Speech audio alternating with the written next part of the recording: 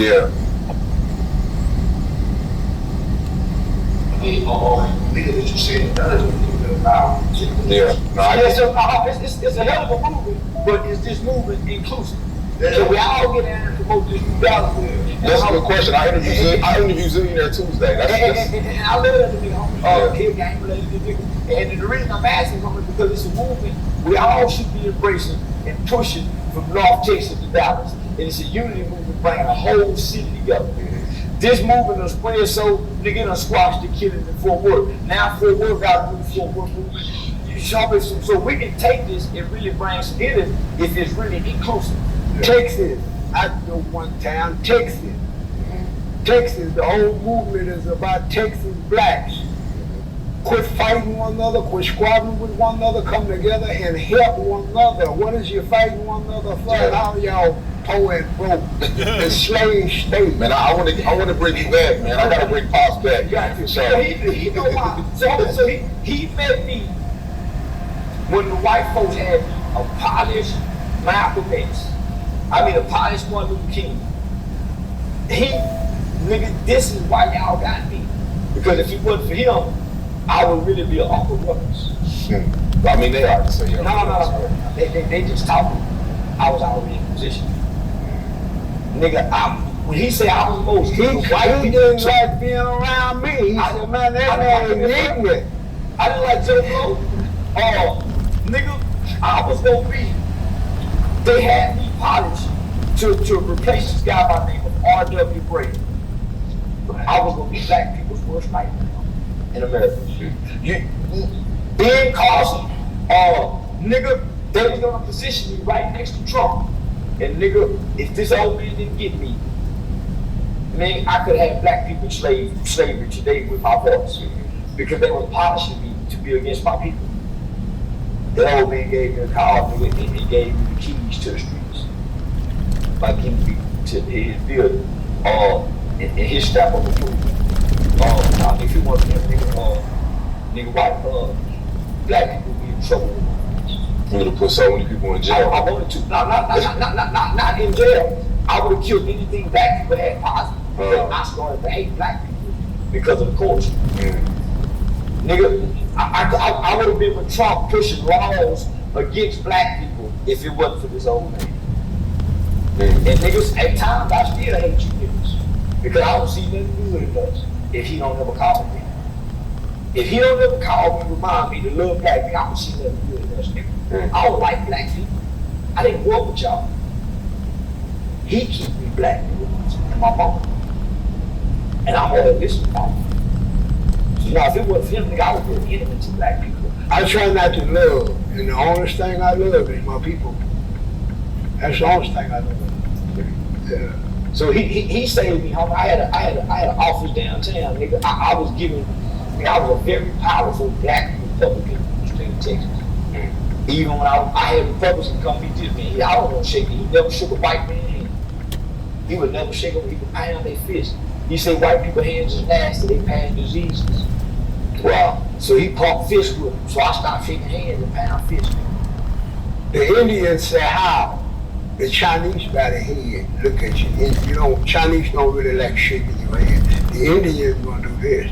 Don't nobody like shaking a hand but a white one. Then when he shake your hand, when he get through shaking your hand, he hit his pants like that, wiping his hands off.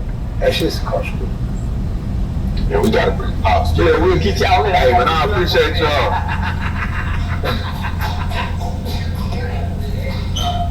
Damn, I done put up, so eat more pork, drink more. But you gotta sweat. But you gotta sweat. You can't eat pork and be in the AC. Only they killing us because we've been running from the sun. No, I appreciate it. I appreciate it. Next month, I'm gonna have you back. Charleston. You see what he said? That's what he said. So we'll see how.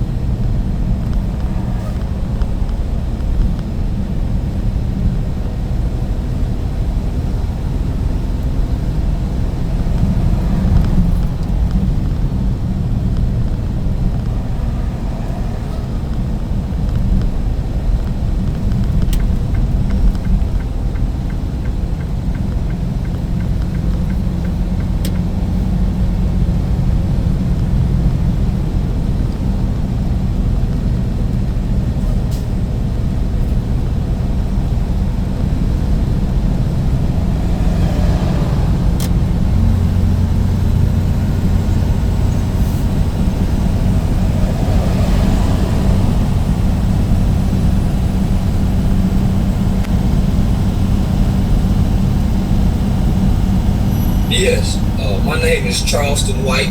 I'm a victim of a crime by a guy of a rolling 50 Crip. They call him 55 Street Crip.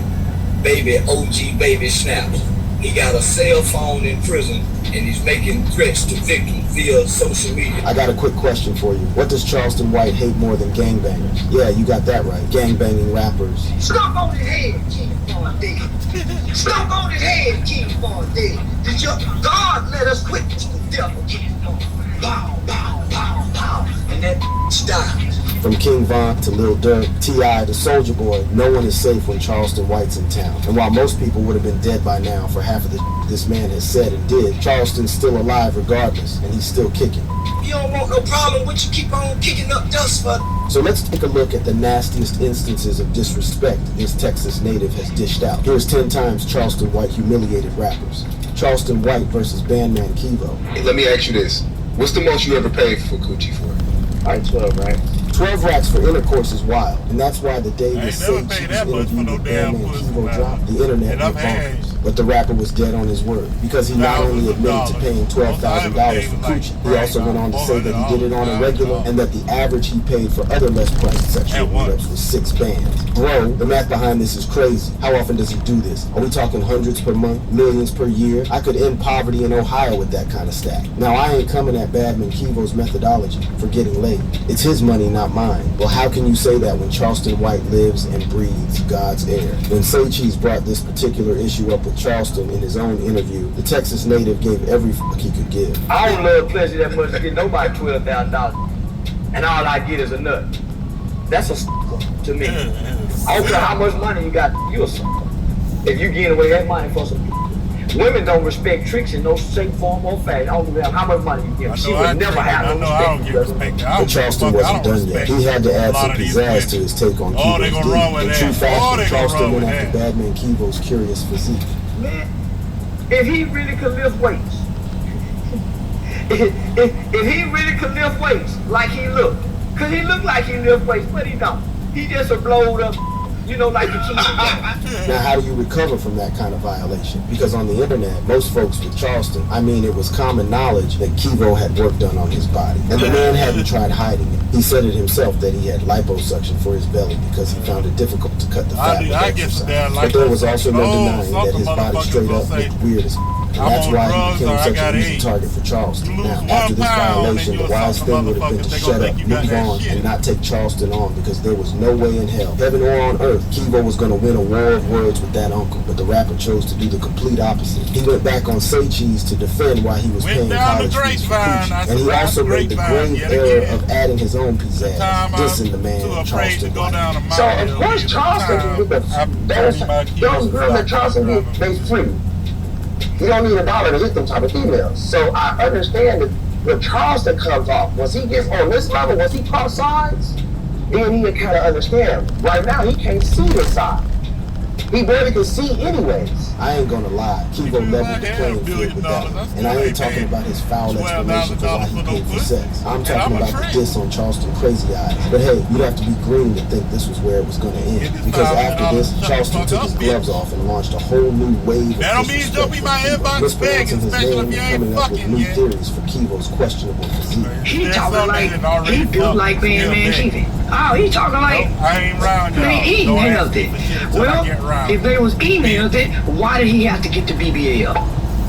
If he was eating healthy. No, that's a very good point. And we don't got no workout video. How is he maintaining the muscles? The styrofoam and silicone. This new round of disses must have really gotten the Bandman Kevo up, that's what I'm calling it. Because he suddenly felt the need to prove to Charleston that his BBL was actually grass-fed. So one night, Charleston says he woke up to a message from Kevo on his celly. It was a video of the rapper working out and showing off his grass-fed muscles. Charleston didn't appreciate the video because, in his words, he didn't have any muscle. And he was convinced Kevo was challenging him. So he returned the favor by sending him his strongest muscle. So I sent him the best muscle I had that I thought that would, you know, compete with other people's muscles. So I sent him my muscle. And I ain't just sent him a picture, I sent him a video. And I was putting grease on my muscle. You know, he was greasing his arm. Yeah, I was greasing mine.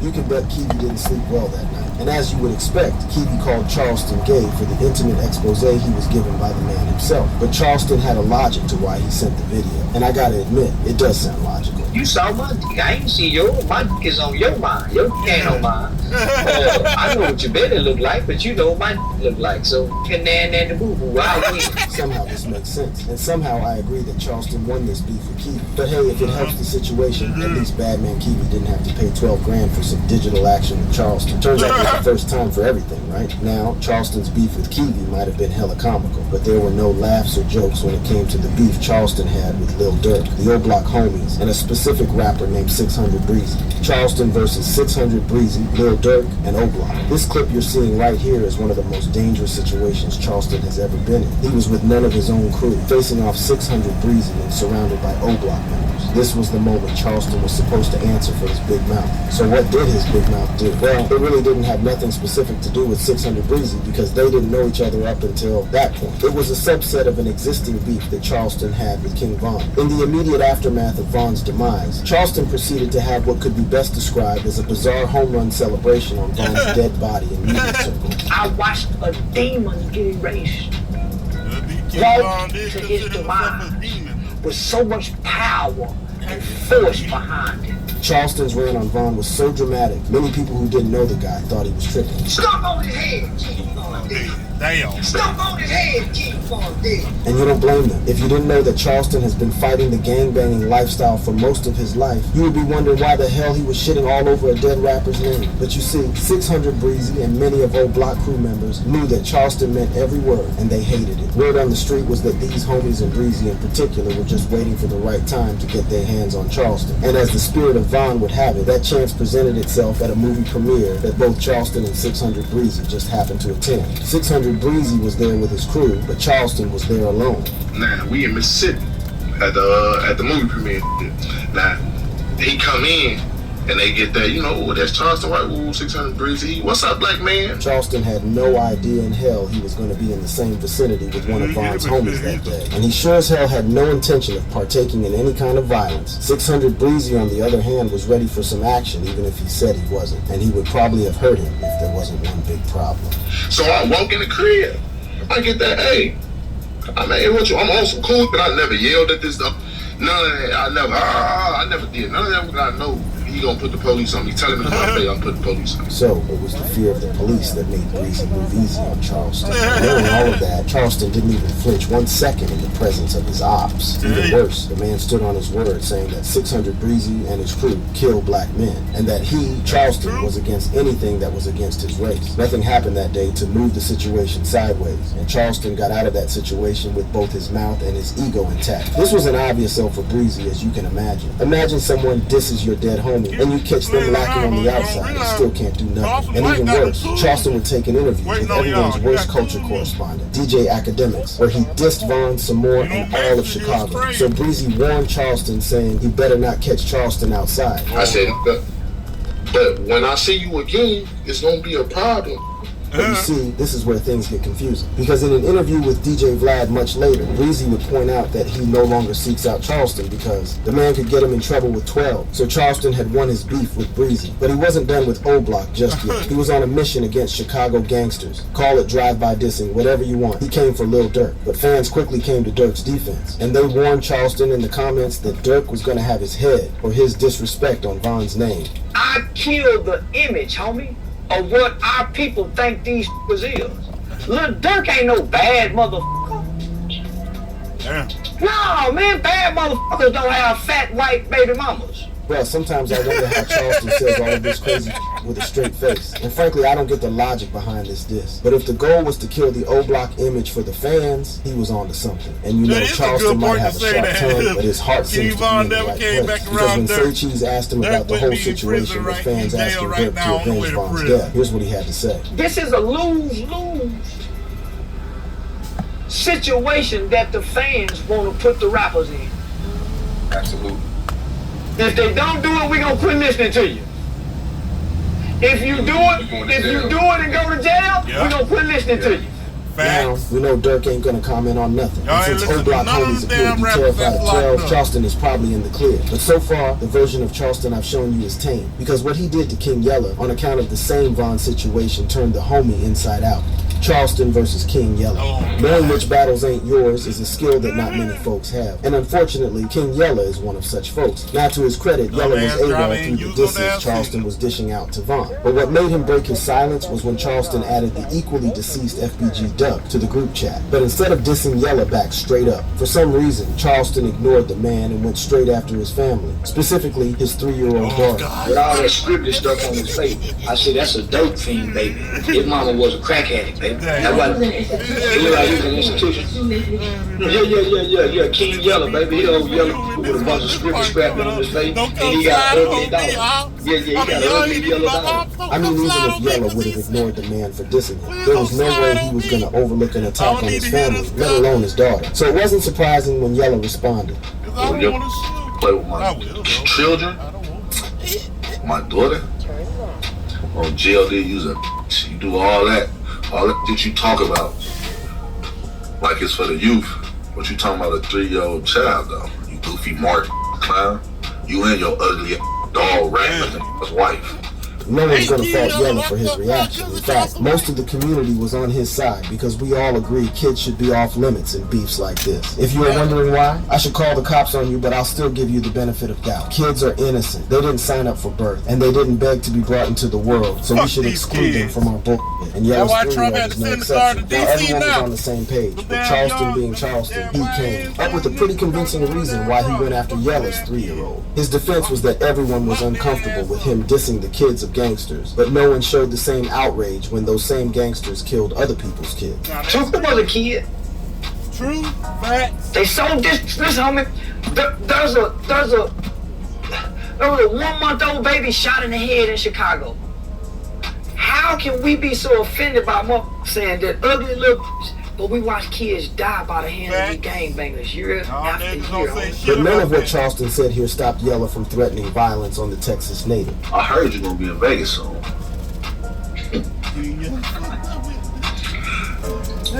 hope you come with the police, because if I find out where you're gonna be at, mama, my kids, I'm gonna. You see these? You see this?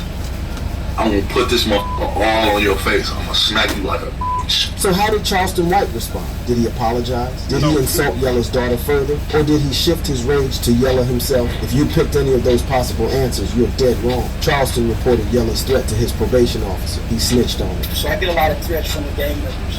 There's one in particular by the name of King Yella that I was told he's on probation out of Las Vegas, but he's a well-known, influential, powerful Chicago gang leader. And he's making threats online about when I come to Las Vegas. I bet you didn't see that coming. Turns out that Yella was just 1 foot out of prison, and if he slipped, he'd be thrown back in. And this wouldn't be the first time Charleston would call the cops on a rapper. He'd already done that to OG Percy's son, PMG God, who as a direct result of that phone call, got 20 years behind bars. Charleston even justified his decision to call the cops